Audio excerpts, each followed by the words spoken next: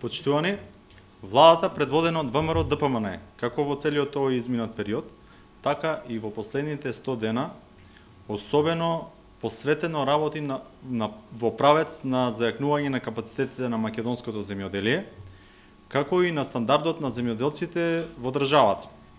Од тука продолживме со силната поддршка преку субвенционирањето, каде само за идната година предвидовме над 140 милиони евра.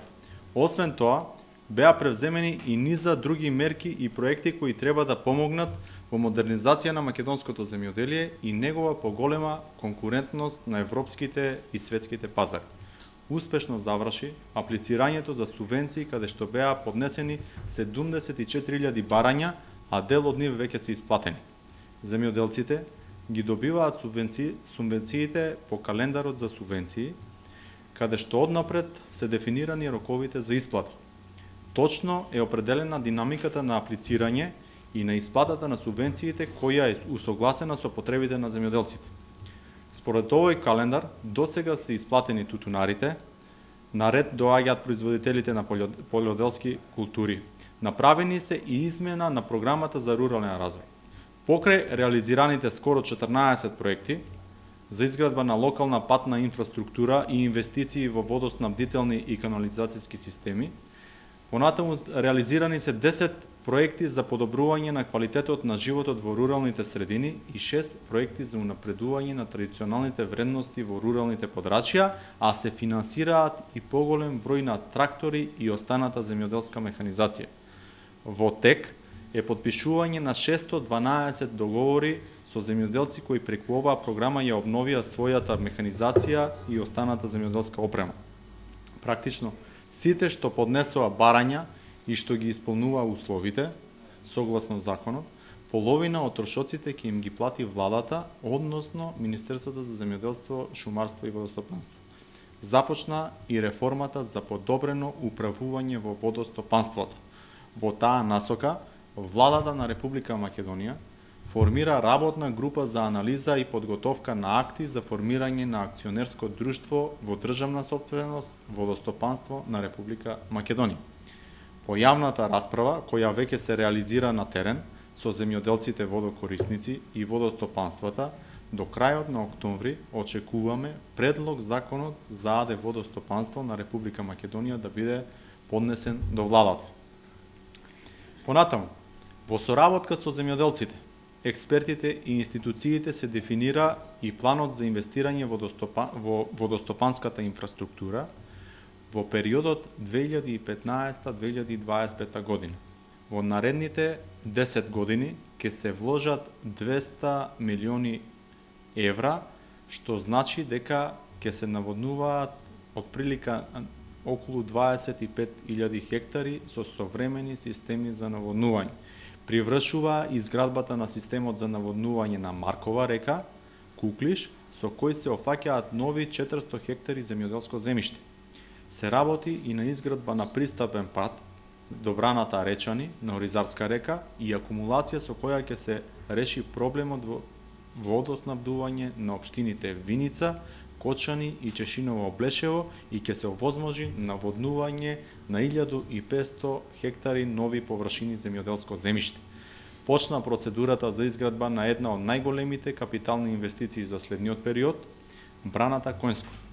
Во тек е тендерска постапка за избор на најповолен понудувач и изведувач на работите, а обезбедени се услови за отпочнување на експроприација за изградба на хидросистемот Равен Речица.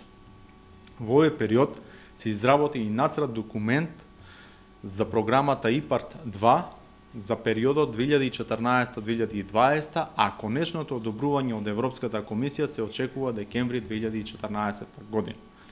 Покрај зголемените европски средства, кои ќе ги има на располагање македонскиот аграр, земјоделците ќе финансираат само 30 до 40% од трошоците за инвестицијата.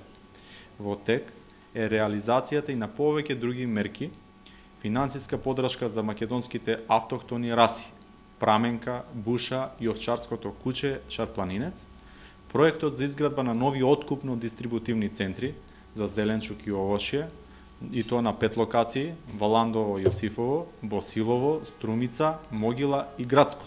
изградба на објекти и опрема во домови за деца и млади и домови на културата во населени места кои што располагаат со вакви објекти, за искористување на потенцијалите за развој на ловството, објавен е јавен оглас за доделување на концесија на дивечот во ловиштата, за прв пат преку електронско јавно надавање за 39 ловишта на цела територија на Република Македонија. Превземени се активности за измени на Законот за квалитет. До крајот на 2014 година се предвидува да заврши постапката за заштита на македонските земјоделски производи, како што се охридска цреша, овчо бело сирење бистра и кашкавал бистра. Во првите 100 дена успешно се реализираше и дел од предвидената национална промоција на македонското вино, овошје и зеленчук на странските пазари. За оваа година вкупно се планирани 12 промотивни настани на најважните светски пазари, за што од буџетот на државата се издвоени 450.000 евра. Направени се и неколку измени и дополнувања на законите, со што ќе се придонесе за подобрување на амбиентот на земјоделските производители и прехранбената индустрија. Таков е примерот со електронското надавање за користење на државно земјоделско земјиште во закуп за поголемите парцели, односно за парцели со над 10 хектари. ВМРО ДПМН има јасна цел, а тоа е македонското земјоделие да го издигнеме на високо ниво, кое на пазарите ќе се држи рамо до рамо со останатите. Освесни сме дека пред нас стојат голем број предизвици, кои се резултат на недоволниот ангажман на владите во минатото или пак на предизвици кои се појавуваат поради други фактори. Но сме подготвени да се соочиме со нив и да изнајдеме заедничко решение. Ние сме сигурен партнер на македонските земјоделци, го цениме нивниот труд и тие можат да бидат убедени дека секој пат, во секоја ситуација, ние сме покрај нив да им понудиме помош и поддршка.